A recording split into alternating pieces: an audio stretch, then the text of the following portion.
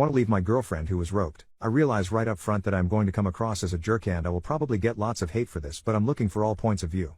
Also, this is going to be very long because I just don't know what to leave out and honestly I need to vent some. Here is the story. A year ago, actually a year and a month ago, my girlfriend was roped as she was leaving work. Thankfully she was not unalived, however her attacker did threaten her with a weapon. Fortunately the store she works at had cameras in the parking lot, and between them getting video of the attack and the bank across the street getting the attacker's car on camera, the police were able to catch him within a day.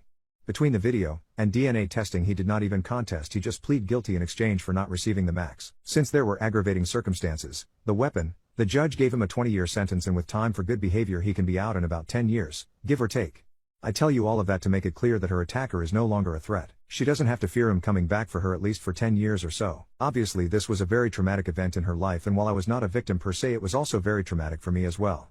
I can't imagine what she has gone through, and I don't compare my situation to her at all. But I have had severe bouts of depression because I couldn't protect her, and knowing someone else was harming her sometimes was almost more than I could handle.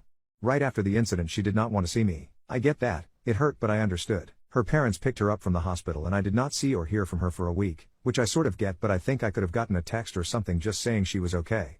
Finally a week and her sister calls me and lets me know that she is staying with her parents and she will be calling me in a couple of days. She never called me. Instead I once again get a text from her sister saying she would like me to come over for a few minutes so we can talk. I get up and go over and am greeted at the door by her mother, who very calmly and very coldly starts laying out to me how I am to act and what I am to say. I am further instructed to not attempt to make any physical contact with her, as in hug or anything. Okay, again I get it, major trauma. I'm sure they have been coached by therapists/counselors or something in what to say and do around her, so I play along. I walk in and she is sitting on a chair with her dad standing next to her and her sister sitting on the couch. As I walk in the room the sister starts talking and telling me that my girlfriend wants me to know that she is okay, but obviously she has been traumatized and appreciates my understanding in her recovery.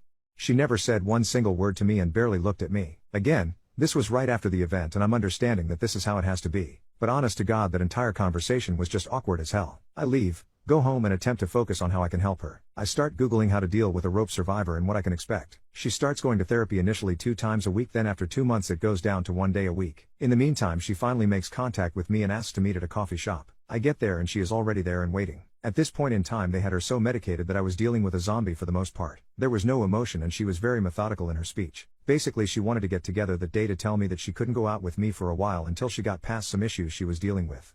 Of course I told her I understood. This was almost a month after the attack and this was our first conversation by ourselves, so I was already living under this assumption. I told her I would be there for her and that whatever she needed, whether that be space or a shoulder to cry on or anything, I was there for her.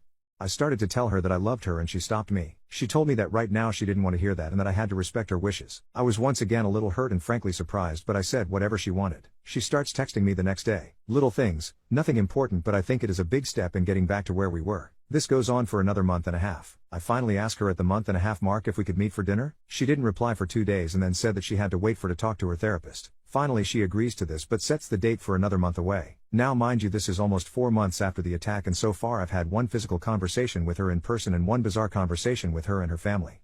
Oh yay, I need to mention this. I am not being updated on her progress by anyone. Granted, I realize that I am not officially family nor am I entitled to do anything, but it would have been nice to just get a text or call or something from someone telling me that she was doing good in therapy or was not or anything.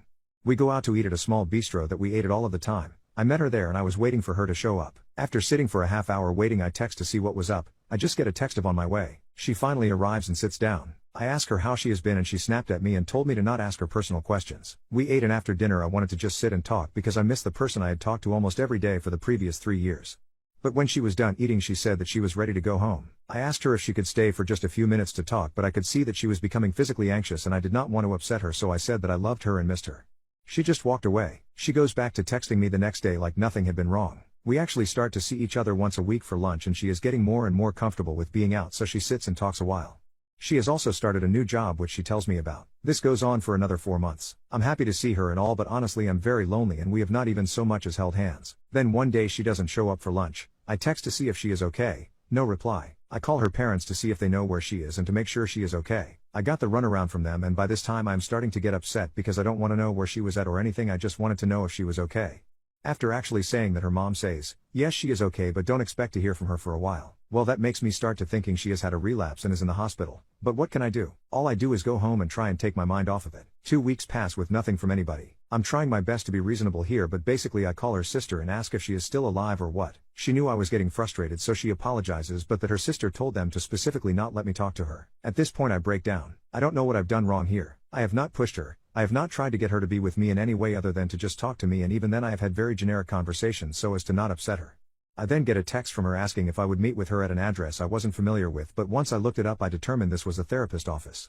I am told be there at 4, which meant I had to leave work early to get there. I check in at the front desk and am told that the therapist wants to speak to me alone for a few minutes. She comes in and I now know where the parents were getting this from, because after formally greeting me she then started to provide me with a list of do's and don'ts.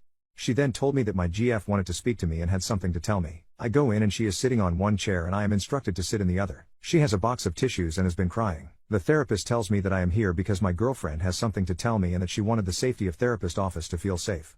She then proceeds to tell me that the reason she did not meet me for lunch that day is because she was with another guy, somebody from her new job, and that they had been intimate with each other. She might as well have taken a weapon out and shot me. It couldn't have hurt anymore. I just drop my head and begin to cry. The therapist then pipes in with some logic about her taking back her sexuality since she was attacked and how this wasn't cheating in the same sense of cheating. My girlfriend then proceeds to tell me that she does not want to lose me and that she is just very messed up in the head and that it was a one-time thing and blah blah blah.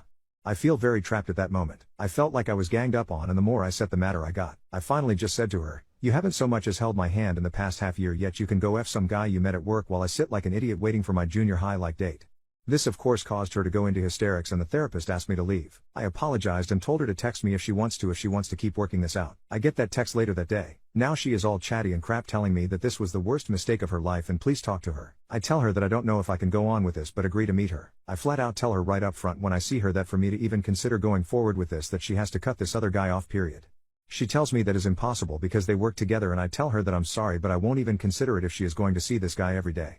She decides to find another job, and after talking with my sister, who I have told everything to, she said that while it is not common, some women do attempt to have intimacy after being attacked so that they feel like they have power again.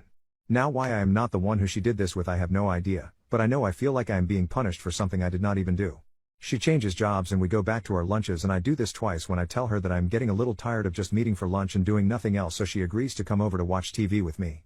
That has been it up until tonight. Tonight she came over and we watched 2 movies and ate pizza. During the second movie I tried to give her a kiss. Nothing more, just a kiss. She backs away as though I was a cross and she was a vampire and tells me she is not ready for that yet. Okay, not my finest moment here I admit, but I tell her that it's been a year and a month and I have not tried one goddamn thing with her or forced her into anything, and yet she willingly F some other guy months ago, but here I am still waiting to hold hands.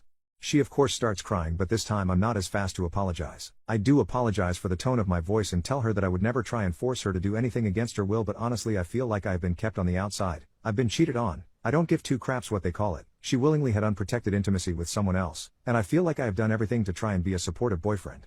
I tell her that honestly I don't want her to text me until I decide what I'm going to do. I don't want to be unfair to her, but by the same token a year is a long time and we are really no closer to being back to normal than we were 6 months ago, and I have no idea how long this will go on.